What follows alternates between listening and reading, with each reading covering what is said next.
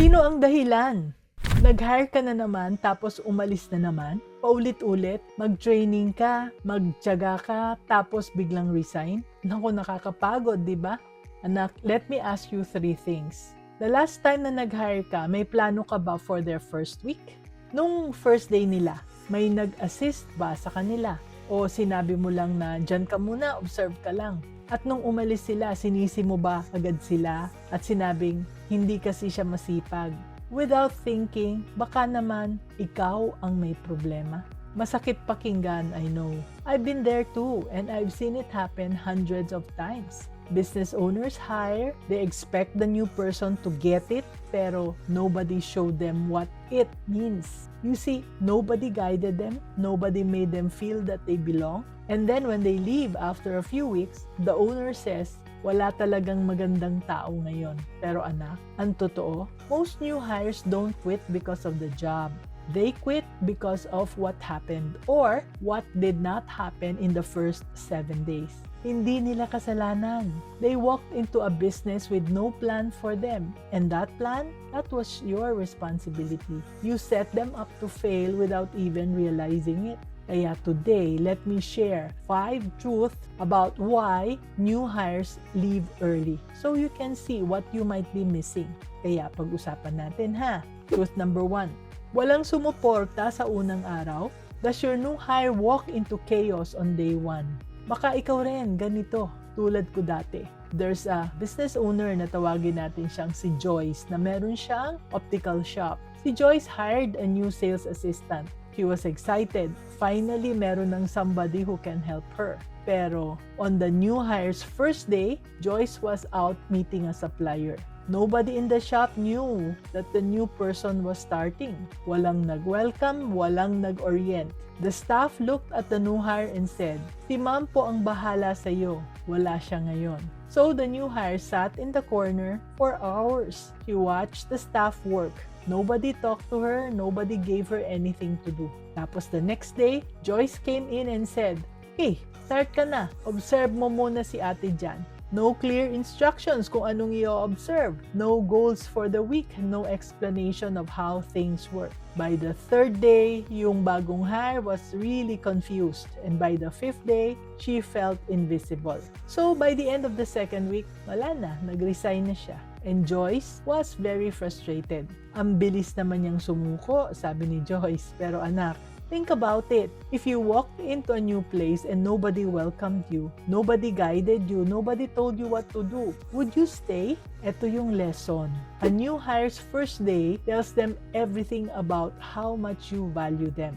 If nobody's ready for them, they feel unwanted. And of course, unwanted people leave. Kaya, laging tandaan ito ha. Do not assume that they can learn by simply watching. Kailangan natin silang i-orient.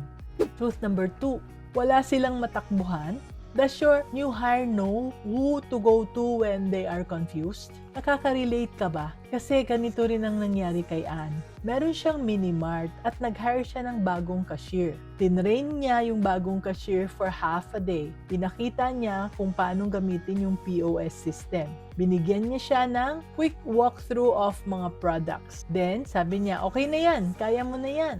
But when the new cashier had a problem where a customer was returning a product, a price not in the system, or a credit transaction she did not understand, the new hire did not know who to ask. So, nilapitan niya yung isang staff member. Sabi nung staff member, "Naku, hindi ko alam yan, tanong mo kay ma'am." So, she tried another staff member. "Ay nako, busy ako," sabi niya. So, tinext niya si Ann. Kaya lang, for hours walang reply naghihintay yung customer. So, ano yung ginawa ng bagong cashier? Nag-guessing siya. And, of course, she made mistakes. Of course, the customers complained and when Ann found out, pinagalitan pa niya yung bagong cashier. Sabi, "Bakit mo ginawa yan? Hindi ganyan ang process." So, the new cashier wanted to cry. Hindi naman niya kasalanan na walang sumagot, di ba? So, yung new cashier just lasted 3 weeks. Mabuti nga, inabot pa siya ng 3 weeks, no? Then she left. Tahimik lang, no drama, just gone. So, pinalitan siya ni Ann at nangyari din yung the same thing. happened again and again and again. So, anak, here's what this teaches us. New hires don't fail because they are incompetent. They fail because they have no lifeline.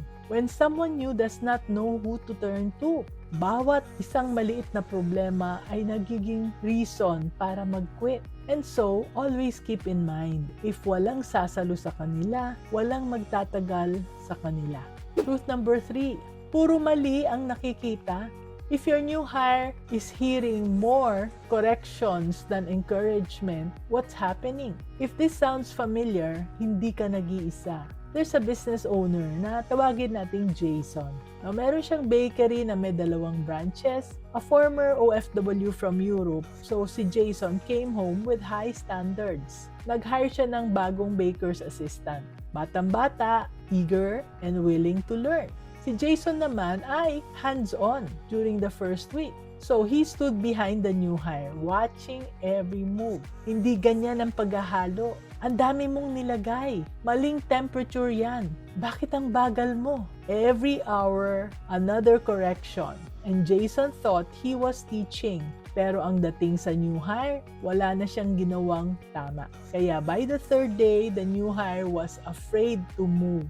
He second-guessed everything. He slowed down even more because he was scared of another correction.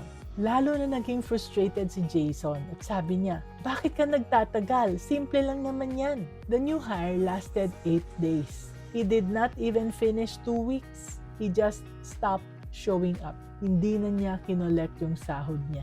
So Jason told his wife, wala talagang matitino. Tamad ang generation ngayon. Pero anak, alam mo, ang real issue, hindi katamaran. The new hire was overwhelmed. Too many corrections, too fast, with no encouragement in between. Ang lesson, when all a new hire hears is what they are doing wrong, they stop trying. Confidence dies before competence can grow. Nobody stays where they only feel small, di ba? Number 4, walang nagsasabi kung okay ba.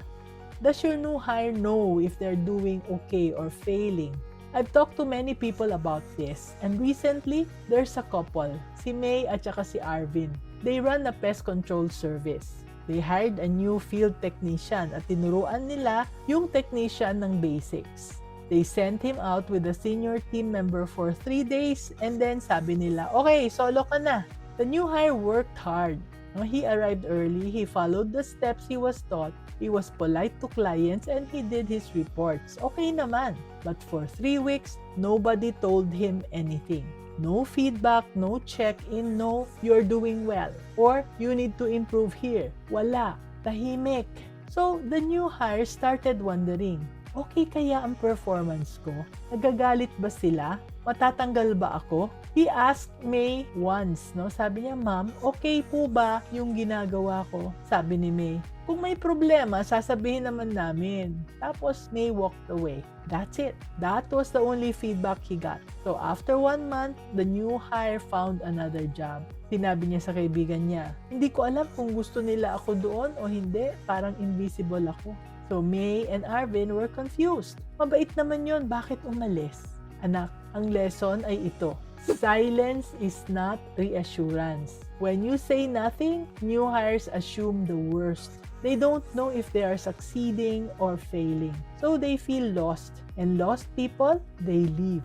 So I'm sure you don't want that to happen, right? Truth number 5. Iba ang pangako sa totoo.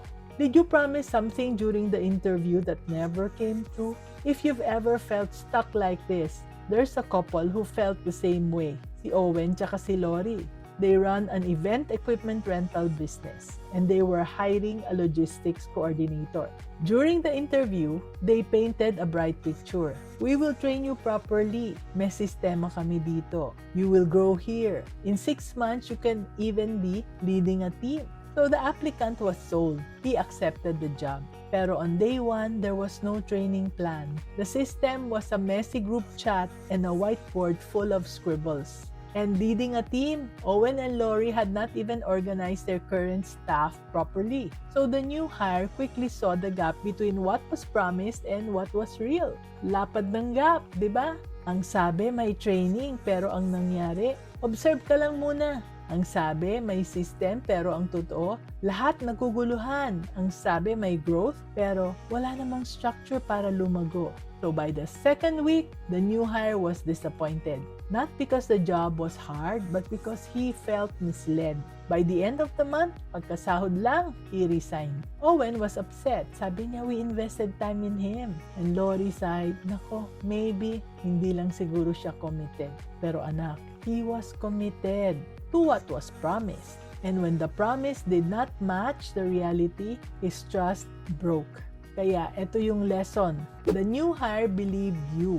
When reality does not match your words, you don't just lose an employee. You lose credibility and word gets around. And so, always keep in mind, broken promises break trust faster than anything else. Kaya anak, hiring is not just about finding the right person. It's about being ready for that person when he arrives. Because here's what I've learned about decades of running businesses. The first 7 days decide everything. It's when your new hire decides if this is a place worth staying in or a place to escape from. And most of the time, the problem is not the new hire. It's the empty welcome on day one. It's the missing go-to person when they're confused. It's the constant correction without encouragement. It's the silence that makes them feel invisible. And it is the broken promises that shatter their trust.